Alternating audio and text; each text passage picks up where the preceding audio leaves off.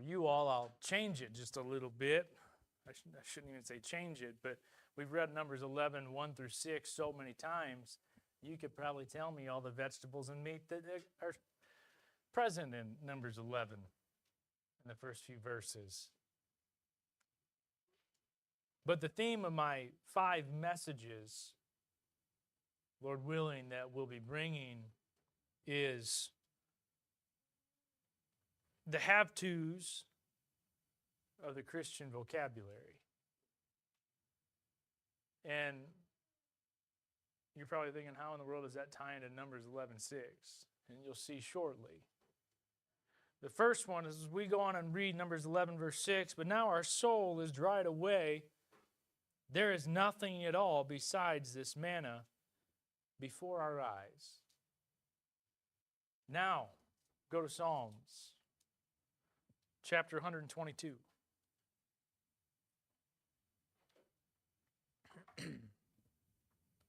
Thinking along the theme of this manna. Now our soul is dried away. In Psalms 122, verse number 1 says, I was glad when they said unto me, let us go into the house of the Lord. I was glad when they said unto me, let us go into the house of the Lord. Let's go to the Lord in prayer before we go any farther. Our Heavenly Father, Lord, as we come before you, Lord, I thank you for the opportunity that we have to be here. Lord, I pray that you'd be with us all as we meet. Lord, that you'd give us the time to feast on your word. Lord, help me as I speak, Lord, that I would say what you would have me to say. Lord, that we'd bring you honor and glory in our service. In Jesus' name, amen. The have-tos of the Christian vocabulary. The times that our soul is dried away and we say we have to go to church. We have to go to church. The first have-to is taken right out of Psalms 122, verse 1. I was glad when they said unto me, let us go into the house of the Lord. How often do I use the term, I have to go to church? How often in our day do we say, I have to go to church? How often do we lose that burning desire that you get to go to church? How often do we lose our fellowship with the Lord when we walk into the church building? How often is our zeal gone? Now you see Numbers 11:6 ties in directly with what our thought is out of Psalms 122. David was the king of the nation of Israel, the leader. We see a stark difference over several hundred years between a nation that had been fed and sustained and a leader who is after God's own heart. We see the difference in them. In the context of the scripture, verse 1 is saying, when it says, let us go into the house of the Lord, it's talking about one of the 3 feasts that happened every year in Jerusalem. David is told by some that was with him that it's time to go to the feast. And David said, I was glad when they said unto me, let us go into the house of the Lord. The house of the Lord was the company, was where the Lord was in the presence of that feast. Oh, he had a desire to go. The verse doesn't say, they said unto me, and I have to go into the house of the Lord. It says, I was glad. In Deuteronomy chapter 16, verse 16 and 17, if you go over there with me very briefly.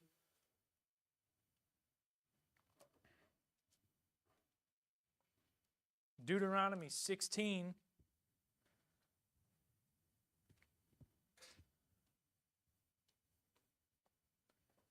Three times in a year shall all thy males appear before the Lord thy God in the place which he shall choose.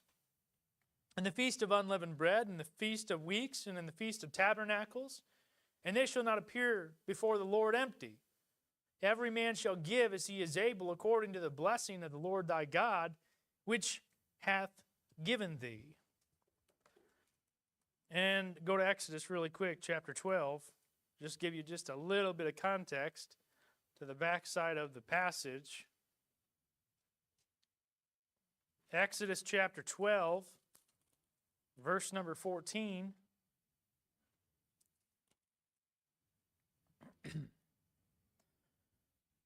And this day shall be unto you for memorial, and ye shall keep it a feast of the Lord throughout your generations. Ye shall keep it a feast by an ordinance forever. Talking about the feast, why they do it. Why was David excited? Why was David glad? You know, we see there's a requirement in Deuteronomy chapter 16 for the feast, or meeting in the Lord's presence. Very easily, because it was a requirement to go and meet 3 times a year, very easily the males that were part of the nation of Jerusalem could look at their families and say, I have to go. Not I get to go be in the presence of the Lord. I have to go. It was a requirement. And what we see also, I had the thought, I'll stop here, I'll stop at that for a second. I had the thought, the nation of Israel, in Exodus chapter 12, I was talking about the memorial of the Feast of the Passover, and the able-bodied men were to go to Jerusalem 3 times a year. Some of those journeys took days and days and days to get to Jerusalem. But they were still required to labor and go. Now, what would happen if we were required to go to 3 Bible conferences or 3 revivals or 3 types of church meetings or 3 types of very laborsome meetings every year? Could we do it? What's your excuse for not? Oftentimes, it's because we have the motive of, I have to go. Not I get to go. I get to go hear from the Lord. I have to go. Folks, that's when we become the children of Israel in the desert that are scoffing at God's provisions. I have to go.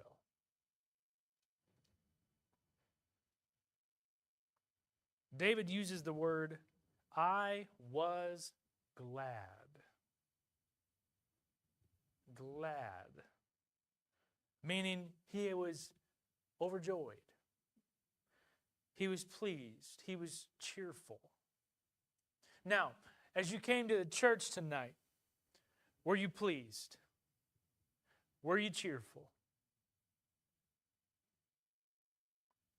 Can you really look and say, because now you have the same vision that David says, because in the first 3 words it says, I was glad. David's looking back. He's recounting the past. You can all look back and see when you came in. Look at the day today. Were you glad that you got to come to church? You know, there's times, even as a preacher, as a pastor, where I can look back and I go, church has become routine at times. It's the same schedule all day, every day. It's the same schedule every week. I've heard pastors talk about the relentless, what do they call it? The relentless pursuit of Sundays, I think they say, where it comes around every week. You know, you get through the week as a, you know, especially if you have a full-time job or a mostly full-time job, you know, and you see people just kind of roll in. And sometimes what's the hardest part about Sundays is you look forward to the people wanting to be there to help you at times want to be there. And I know that sounds terrible, but I'm being very real with you. And when people come in and act like they don't want to be there because they have to go, it makes it a lot harder. There's times where when it's so routine We forget. We lose our wonder. Because guess what? That manna became routine. It was the same thing every day, every sixth day. It was the same thing, the same rest every seventh day. It's routine. And what did the people say? I have to go out and get 2 days worth of manna on the sixth day. I have to. They didn't look at it as these are God's provisions that we don't deserve coming down from heaven to take care of us in the middle of the wilderness, in the middle of the desert. They didn't look at it that way. David wasn't upset that he had to go to the house of the Lord. I was glad when they said unto me, how often? I'm not even going to say you. I'm not even going to ask you this question. As someone that sat in church for 32 years of my life, I can recount sitting in many different church pews at Faith Baptist Church in Wauseon and thinking of anything else that I could be doing than being at church. I was joking, or we were joking around. I was telling the story to somebody. I don't remember who it was, but back in Wauseon, there was right where we lived, where Mom and Dad, where we grew up, 2.5 blocks from our house was the biggest basketball park in like 30 miles, the most well-attended park.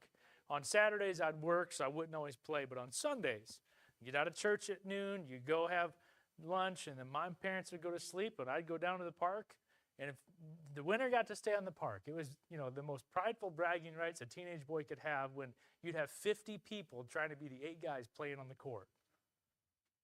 And I remember many times I would say, I have to go, guys. Somebody's got to step in for me. So excited. I was on the court all day. Really felt like it's something, but I have to go to church. How many times I sat in a church pew and thinking about all the places that I have to go to church. Many times on Wednesday nights, I'd be late for church because I was finishing up something at work, and I have to go to church. We take for granted the blessing of being able to come to God's house. We take for granted the opportunity. How often are you lost as you're sitting here? You're lost, and if you had to pass a test on the 5 points that Pastor said, you couldn't give 3.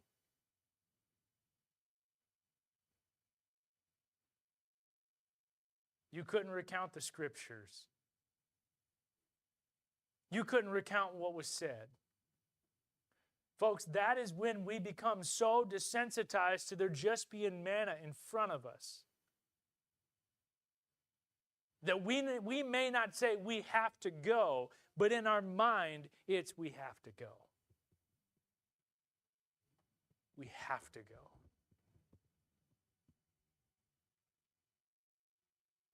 How often are you this how often are you this Baptist going or church going person?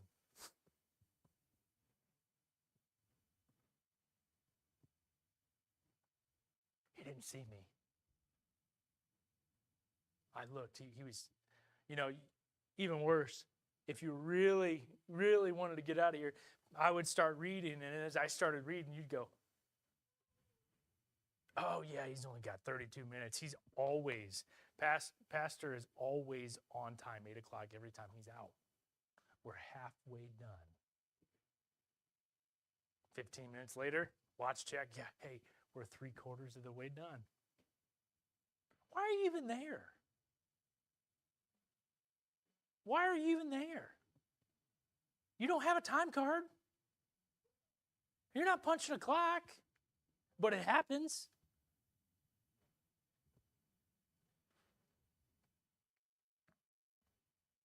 I remember as a kid,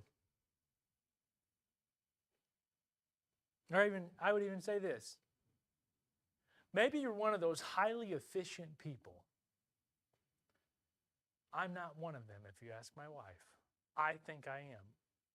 It's a forever disagreement that I will someday not win, but I will try. You're either two kinds of people when it comes to church. You're either so planned in your day because you've taken too much on, truth be told, that you show up to church 3 minutes before it is time to start, and you leave 37 seconds after the first amen because you have too much to do. That's punching a time clock. Or you don't want to be there, and you procrastinate and do everything else that you should be doing, or that you think you should be doing, and you go, all right, it takes me 7 minutes to get to church. Ohio, you all went to our house. If the train comes through, because there's no way else you can get over to the church from our house without the train coming through. The train comes through, that could take another 7 minutes. Let's risk it and give ourselves 10. We might miss the first song. Because you have to go to church. You have to get ready. You have to get the kids around. There's so many have-tos in our Christian vocabulary that we don't even think about it. How often have you got invited somewhere from a non-church-going person and you say, I can't, I have to go to church?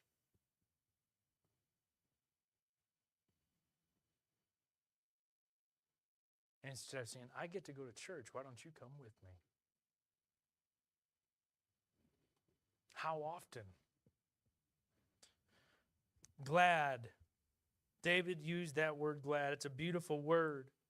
Are you glad you get to go to church tonight? How'd your day go?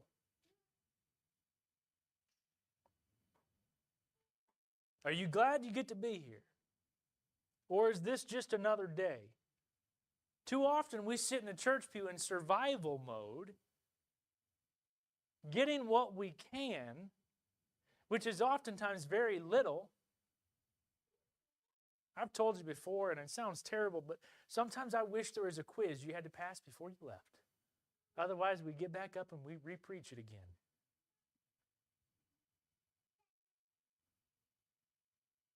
So that way you get something. Because so many people, they walk by, oh, good message, Pastor, and you just want to go, really, what was it? Do you remember what I preached on? Well, I know your text was Numbers 11. Actually, it was Acts 122, just in case, I ask you that question as you leave. Numbers 11 was the springboard on all of them. But David didn't view going to the house of the Lord as a burden. How often do we view going to the house of the Lord as a burden? Listen, in Numbers 11:6, the Israelites talking about their soul being dried away. It nearly became burdensome. They were so lost thinking about the leeks, the onions, the cucumbers, the garlics, the fish that they had in abundance as they were in slavery.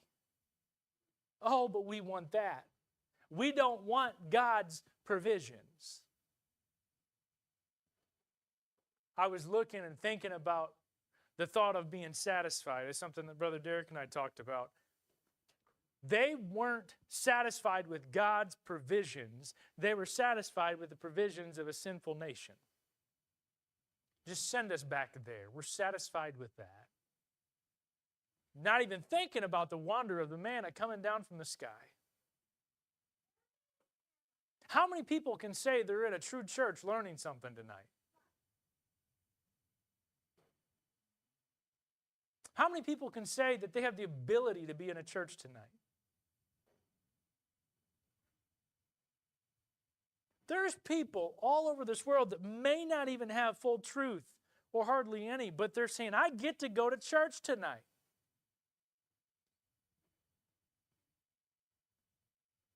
And we'll have people all over in Baptist churches and certainly all over this world that they have to go. I didn't get to ask it. I didn't think about it. And you can answer it after, but I bet there's probably at least one person that you come across in Peru that has to travel a long ways to get to church on foot. And they get to go. Last I checked, y'all drove here.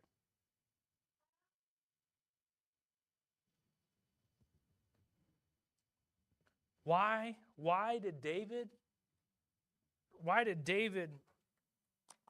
not view going to the house of the Lord as being a burden? Because he desired to be in the presence of the Lord. I was glad when they said unto me, let us go into the house of the Lord. His gladness was being with the Lord, being in the Lord's house. This is the church house. This is where the church meets. Where 2 or 3 are gathered together, there am I in the midst of them. Faith Baptist Church in Murray, Kentucky is here. The Lord is present with us. We should have a desire to be here. But the problem is it becomes that we're just happy to get in, take our seat, sing a few songs with barely paying attention, get through the service, say, see a pastor on Sunday, and that becomes enough. And we totally forget whose presence we're in. We forget why we're here. We forget how the Spirit works. We forget that, I think if there's oftentimes this, I've heard this fight before on pastors lose the reality of what the church members go through. But church members have no reality of what the pastors and the preachers go through, if we're just being frank about it, right? And so when the church is expecting for the pastor or preacher to hear from the Spirit on what to preach, then the pastor is expecting the church to listen, to be excited to meet in the presence of the Lord. But man, so often, and you can go, and maybe the Lord's blessed us here. Certainly, though, there's times where you can tell I can tell when people aren't listening or don't want to or don't like what I have to say. But I've traveled place to place, and there's people who really don't like what I have to say at times or really aren't listening. And you just want to go, why are you even there? Why are you warming a seat? Because you have to? No. How often do you see, this is a you question, this is about you, it's not about anybody else. How often do you see your Christian walk as being a burden? I have to go to church. I have to go to these special services pastor scheduled. Pastor's asking me to go on a conference. Use my vacation time?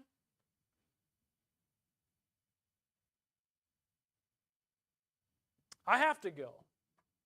Pastor took on this pew project. I have to work extra hours on these pews. No, not I get to. I have to. Or I can't. Be careful saying I can't. Lord may just make you not able. Too much I can't going on in church. David didn't look at church as a dreary routine of something he did out of habit. When you look at I was glad, there's no satisfaction in his current life when he says I was glad, because there is new joy. There is new hope. There is new excitement. If he wasn't glad, if he was satisfied with his life the way it was, he wouldn't have said I was glad. But us being satisfied Christians, we over and over again don't find any real gladness in these words. The more I read Psalms 122:1, I started, and I'm not nearly as intelligent as Brother Dan, but I looked at the letter I. It's personal. Your service is personal. You're going into the house of the Lord is about you. You make sure that you are ready.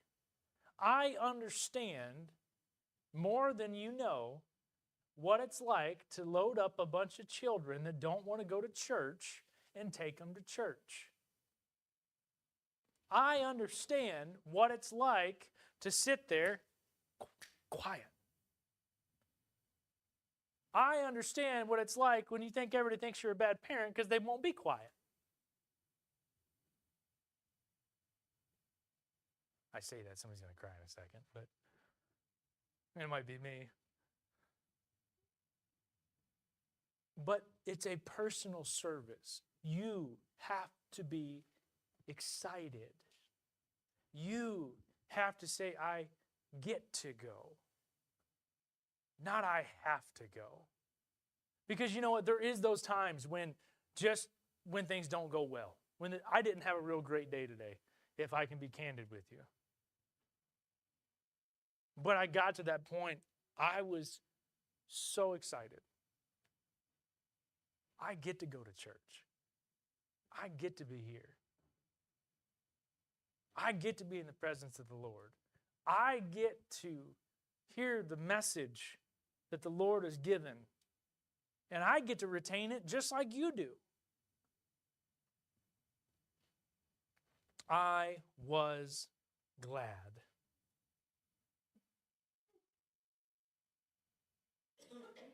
Church, when it becomes routine,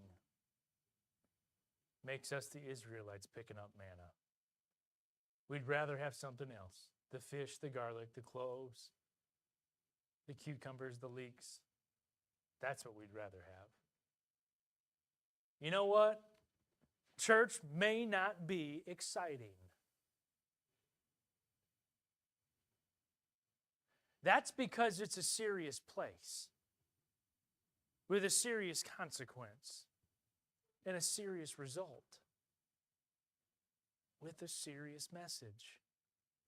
It's not about the churches in Peru where the disco ball drops down and they just move around it. It's not about that. He didn't show us those pictures. But it's not routine. It's the house of the living God. We're in God's presence. We should respect that. Now, when you stand here, when you come into church, when you go through service, can you really say that you respect that you're in God's presence? If you've ever been in a vehicle and you've almost been in a bad accident that could have had a result that would have changed the course of your life forever, you might know what I'm talking about. If you've ever had some sort of a close call, maybe you're running down the highway and a semi goes to cut you off, or you see the brakes, you see a semi-trailer start hopping and you're trying to get on your brakes to slow down. And you realize that could have changed the course of your whole life. And you realize that God protected you. And you stand in awe of His protection. Why don't we stand in awe of His presence in His house? Why don't we walk into His house with more respect? Why don't we walk into His house wanting to hear what He has to say? Churches would be different if we would walk in with the desire to hear what God has to say. Because the problem is we say we want to. We say we want to hear these things. We say we want to change. But over and over again, you may be pointed out that you're wrong and nothing happens. You're not respecting God's presence.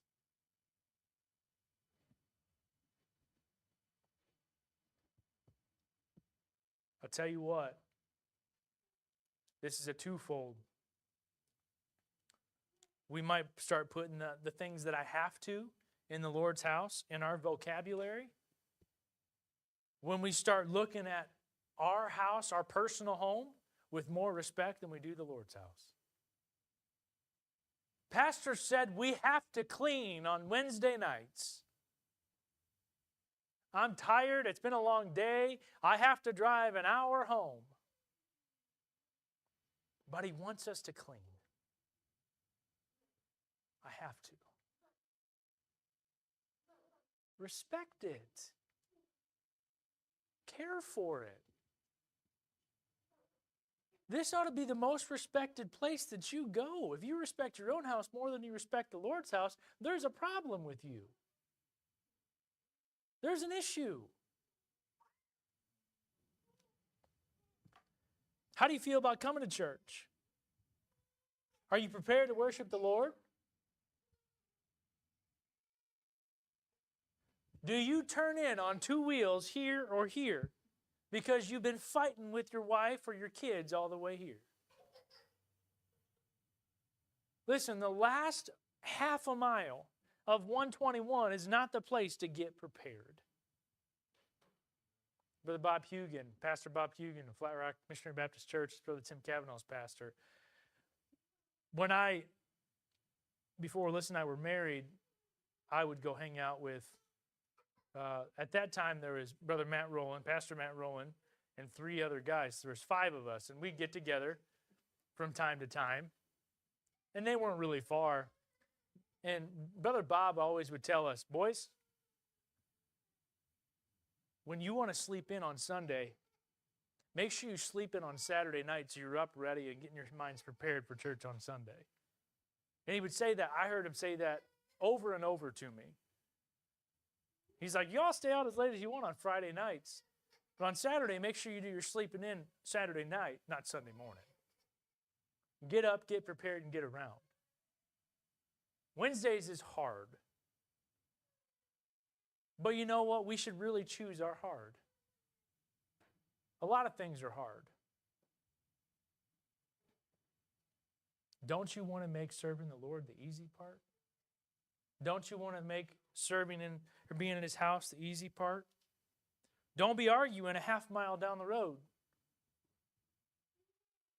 Or worse. Let me give you something worse. Don't be giving each other the silent treatment when you walk in the door. Oh, yeah. I see the looks, right? It's happened to all of us. Start giving each other the silent treatment. What can you do when you come here? Get yourself right. Get it figured out. You're in the Lord's house. You want to play those silly games at home, play them at your own home, not His. It's the Lord's house. It demands respect. It should be treated with respect. It's a place we come to hear from the Lord, not from me, not from whoever's standing in the pulpit. Have some respect. Because if you walk in mad at each other, folks, this is one of the hardest things about being married. Guess what? None of you are perfect. None of you are going to do something right all the time. You're all going to make each other mad. You just need to get over it. The faster you get over it, the better your life's going to be, the happier your marriage is going to be, the easier life is going to go, and the better witness you'll be to everybody else. But if you want to sit and dwell on it, don't do it here. Do it at your own house, and then be right when you come here.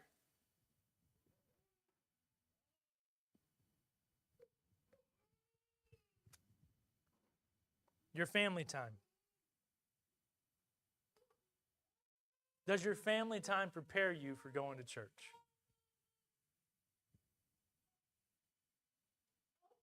You know what's sad? When I get really busy, do you know what the first thing that goes for me is? Anybody else like me? Don't be like me. And I'm not talking about just opening up the Bible and saying, hey, I'm going to meet my quota. Don't worry, I'm getting there. That's the other have to read my Bible. Enjoy it. Love it.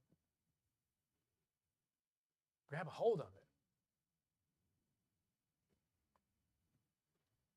it. If your family time isn't dedicated towards serving and preparing to go to church, to meet with the Lord, if you're not talking about it with your family,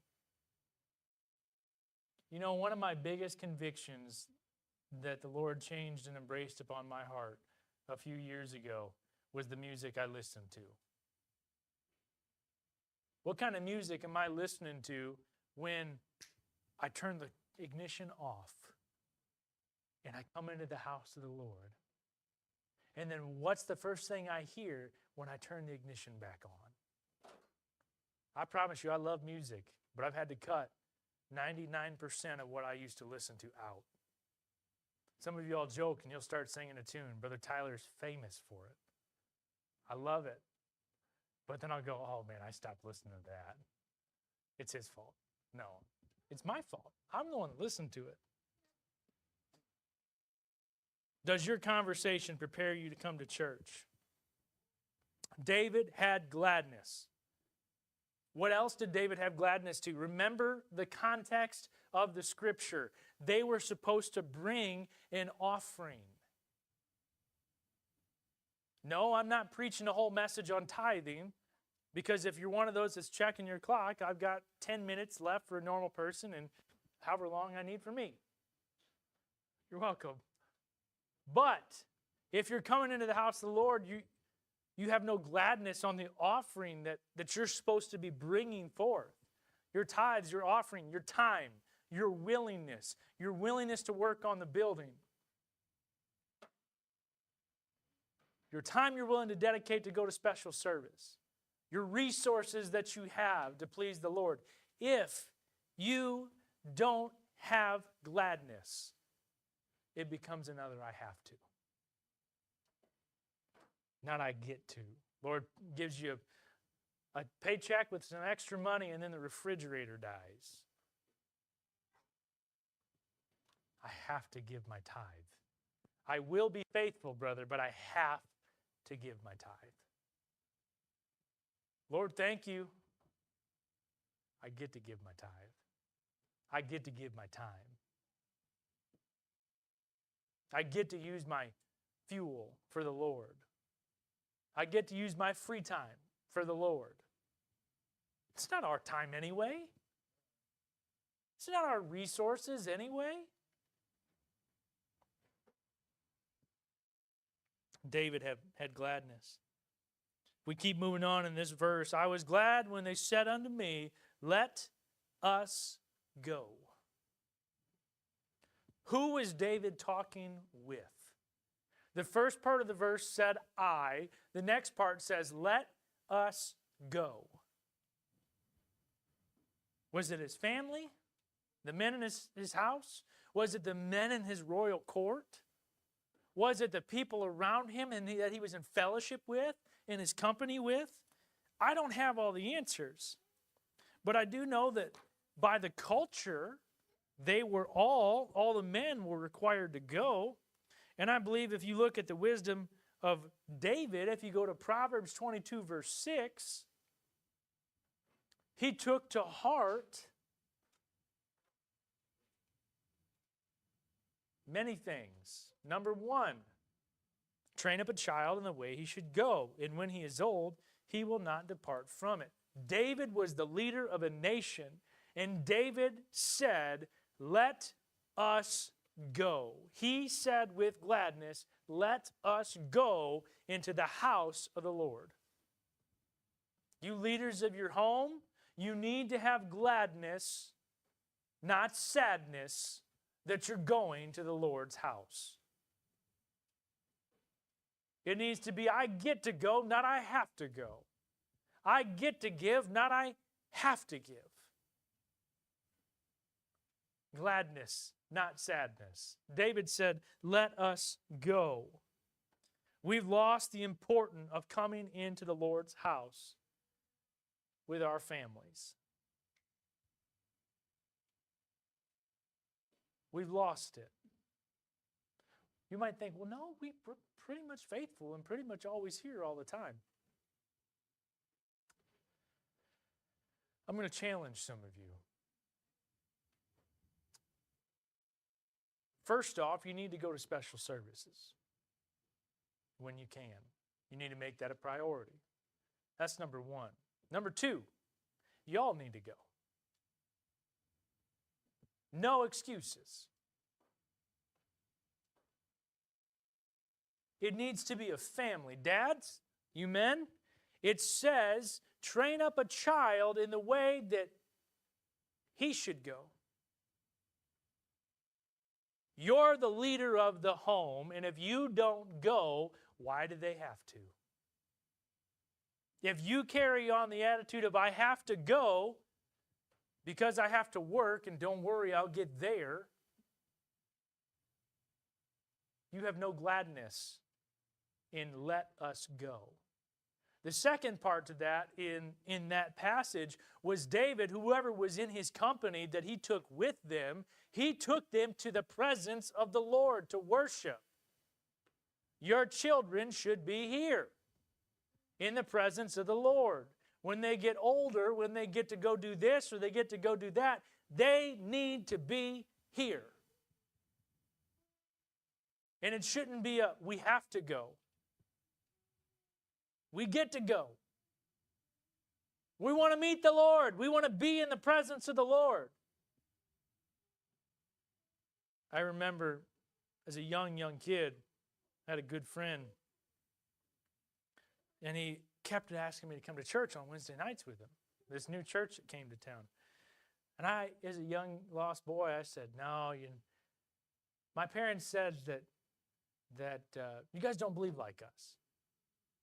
You know, the simplicity of a young kid and not explaining probably the best way.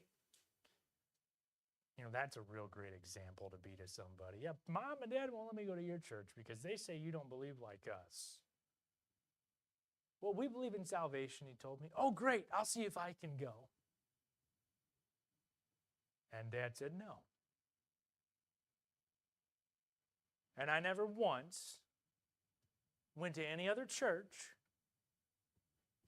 that my parents didn't go to. There was times, there was occasions as I got older, Dad would go preach somewhere, and I did stay back home. But I was in my church, where I was a member of. Don't teach your kids that they have to go to church. Don't teach your kids that they have to get in the car.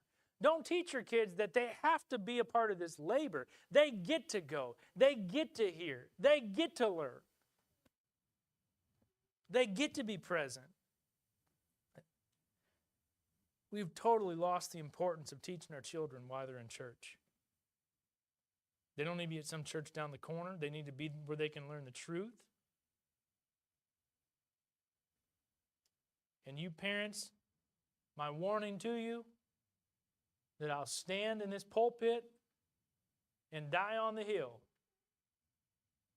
If you become a parent that's more willing to please your children and let them do what they want to do, I will come for you and tell you that you're wrong. I'll give you this message and you can remember that I preached it.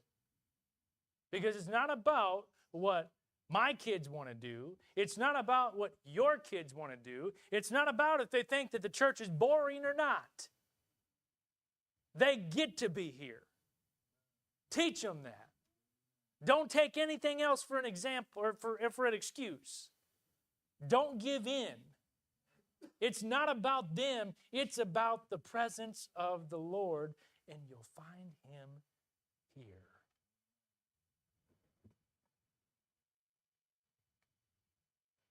That next part here, let us go, the fellowship with the Lord and the multitude of believers. I think of Acts 2, verse 42, if you would go with me there.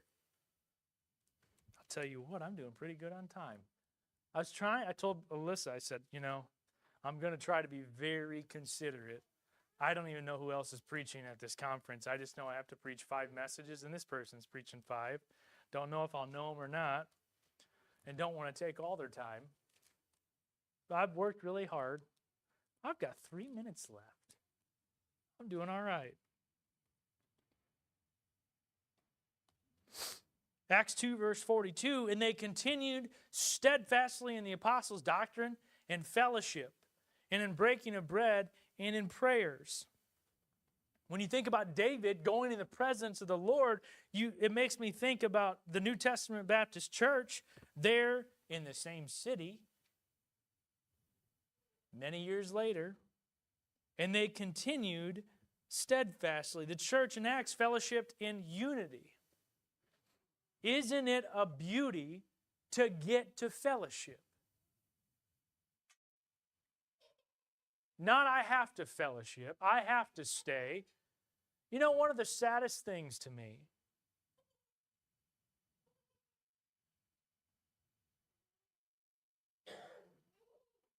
I want to make sure I say it as respectfully as I can. One of the saddest things to me, and one of the key points of where you'll see the health of a church, is whether or not people will stay in fellowship. How long they'll stay. I remember watching people, we have a fellowship, and you watch people leave, and you're like, what do you have to do? Like as a kid, you go, man, I can go play basketball, or I can go play this, or soccer, I guess, or whatever else. I can go do all these things. That's exciting as a kid, but as an adult, you have many other places you'd rather be. Folks, there is no joy, there is no real, true fellowship if you can't look at your brothers and sisters and say, let us go into the presence of the Lord. Because the Lord is with us whether we're in here or we're in there. Maybe it's in the 15-passenger van. Hopefully the Lord's with us. I've seen some of you drive, and you've seen me drive. It's not I have to, I get to. You see, the church in Acts, and I'm not going to, I preached so long. I know I see my own notes in my Bible.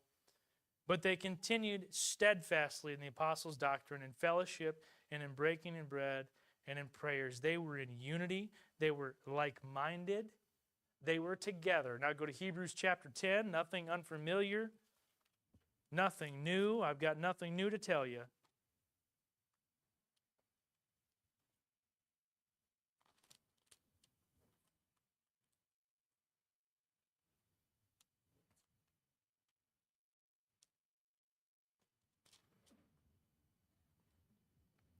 Hebrews chapter 10, verse 25.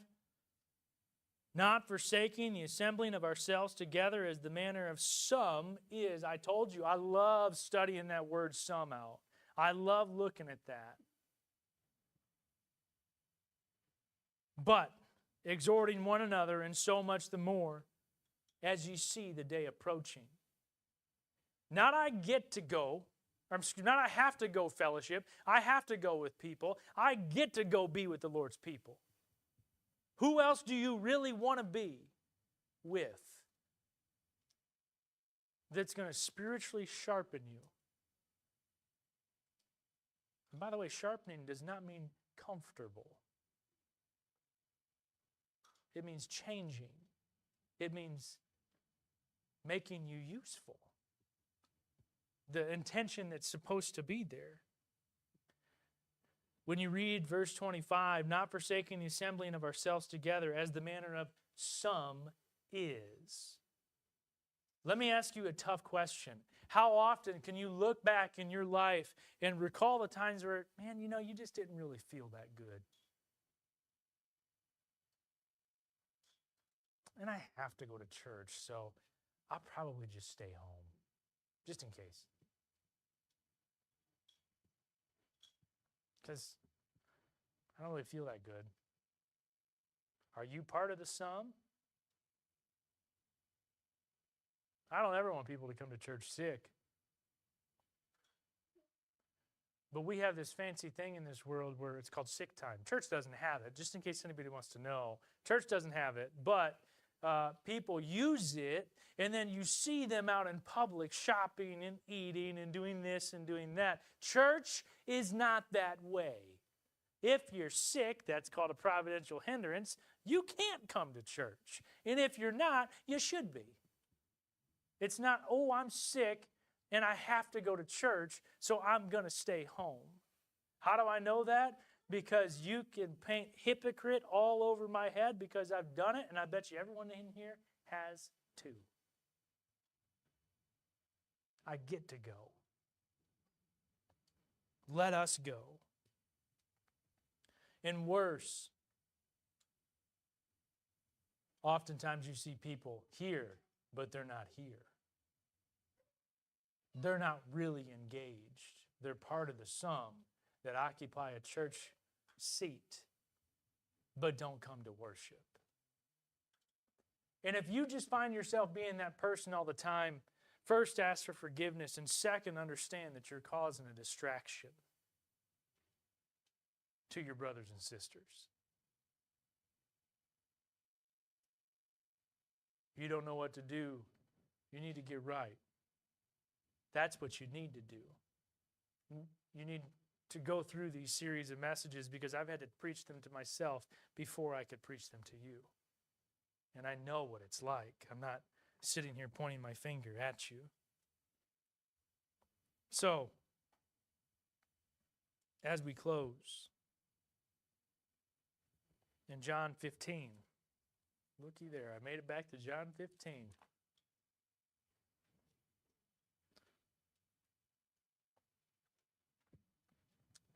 John 15 and verse number 16 says, and I hear pages, I'll give you a second. Ye have not chosen me, but I have chosen you, and ordained you, that ye should go and bring forth fruit, and that your fruit should remain. That whatsoever ye shall ask of the Father in my name, he may give it you. Folks, if you're saying, I have to go, there's no fruit in you. And when you're saying, I get to go, there's probably an abundance of fruit. But you go back to the very first part of verse 16, you have not chosen me, but I have chosen you. Don't be satisfied with just showing up. You know what? Sometimes being miserable is what it takes. Sometimes I can speak from experience, days or weeks go by and you haven't studied like you should, you haven't prayed like you should, you feel like you haven't lived like you should, things aren't going as they should, and you're just downright miserable. That's required so that you can repent and follow the Lord. I didn't have time to put some of my other points in, and we'll bring them out in other messages. But let me ask you some questions in closing.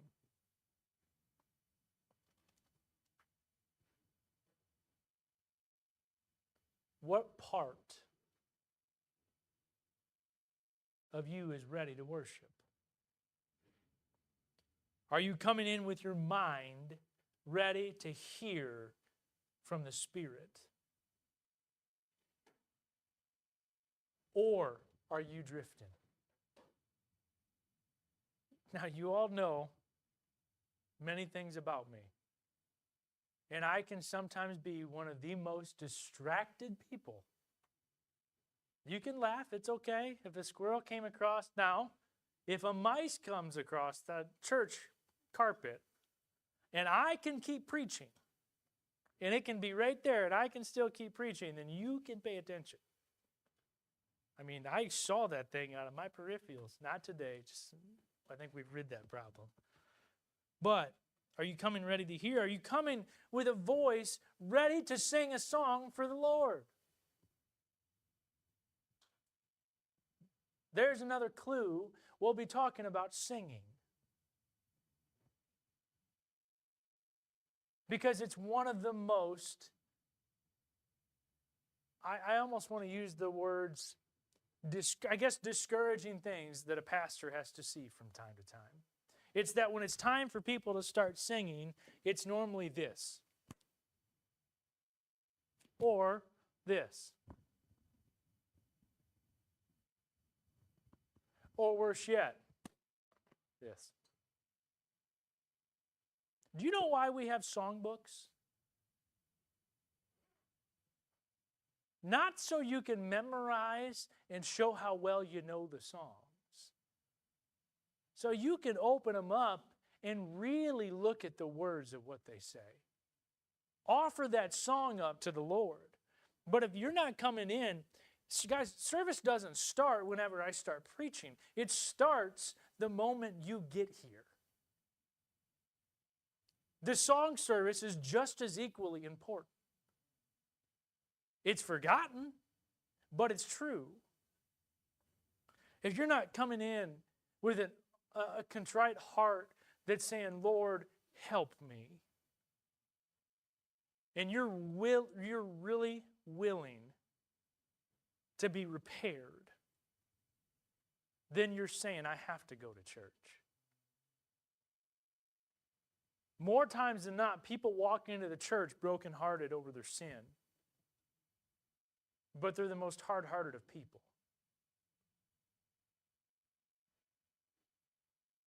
Unwilling to repent.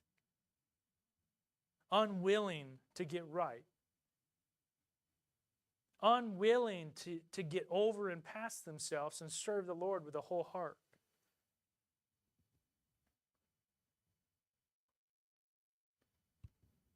As you look at our text in Psalms 122 one more time, I was glad when they said unto me, let us go into the house of the Lord. Not just anybody's house. Listen, are you looking at that knowing you're coming into the house of the Lord? And are you coming here with the desire for your soul to be satisfied on what you're getting? Are you coming in with a desire to be taught?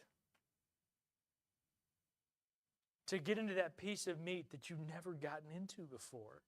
With such a love for the Scriptures and the words. How often have you read Psalms 122? And you read it and you just go right past it.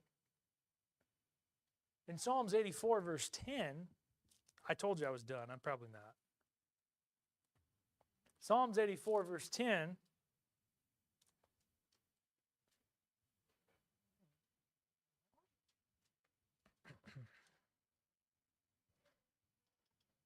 For a day in thy courts is better than 1,000. I'd rather be a doorkeeper in the house of my God than to dwell in the tents of the wickedness.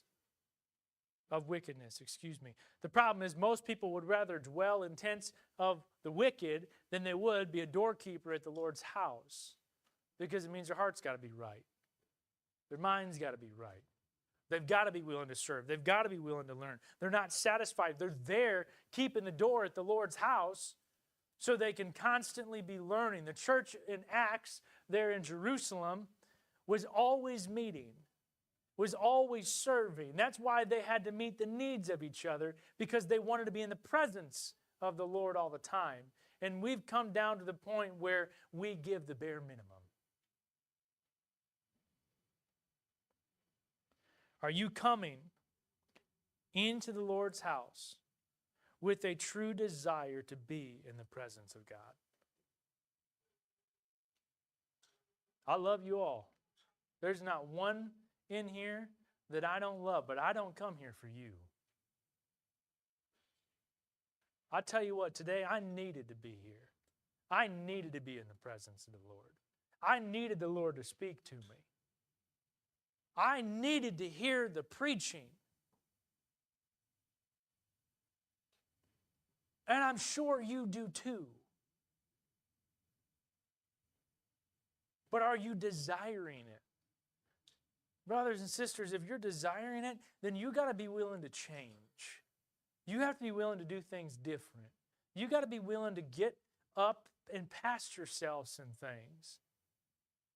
There's no reason to walk into the door mad at your spouse. There's no reason to walk into the door and not have your children prepared to learn. There's no reason to not pay attention in your song service. There's no reason not to pay attention in the preaching service. There's no reason that you don't come into the Lord's house and leave with more respect than you do at your own house. The Lord's house should not be filthy. The Lord's house should be well taken care of. The Lord's house should be a priority in each and every one of our daily lives. But how much do we put us first? What I want first. This is what I'd rather do first. I challenge you all with the same thing that I said as we got started. There's a lot of young kids here. A lot of young kids. There's a lot of young families in this church. You need to be in the presence of the Lord as often as you can in His churches. You need to be there as a family so you can show your children what good family Christian values are. Not that mom's skipping out or dad's skipping out or brother's skipping out or sister's skipping out. I always see why my grandfather, when he preached, he would always talk about Susie and Johnny, because it's really awkward, because I want to go throw my kids under the bus every time. I'm not like Brother Daniel when he throws Andy under the bus and then backs over him back and forth. You know, I try to use some other kids' names, and then some of you might have those names. So, but we ought to be. Everybody, I pray that you understand that this study that we're going to go through on the have-tos of the Christian vocabulary, they live in our lives every day. And they don't belong. They live in my life. They live in your life. And we need the accountability and the love and the care for each other to serve the Lord with gladness. We'll close there. I got some time to cut out of that one.